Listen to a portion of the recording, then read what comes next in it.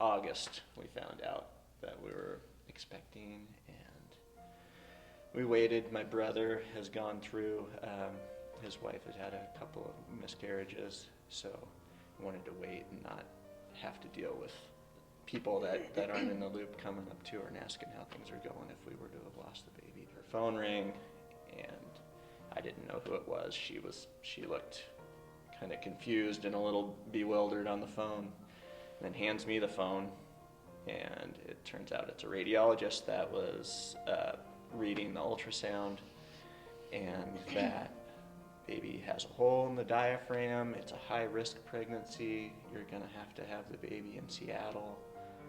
I was crushed. I work as a nurse, and I could picture our baby with tubes and a respirator hooked up. And yeah, it just brought me down. But Rhonda apparently didn't see it the same way, and so she initially was like, "No, honey, we're all right. God has got us in this." I remember one day in particular her coming home and saying, "Did you know that this is like a 50% mortality rate?" And she didn't really know what that meant necessarily, and I said, "Well, it's 50% chance of life or death, mortality meaning 50% live." But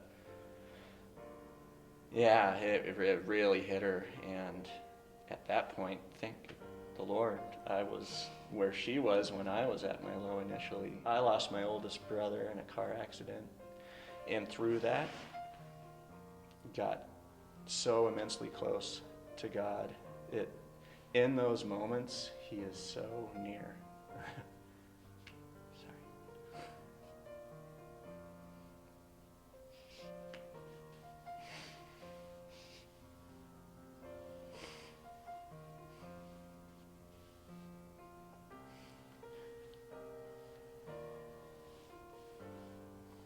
God just comes so close, you can feel Him, almost see Him, hear Him, touch Him.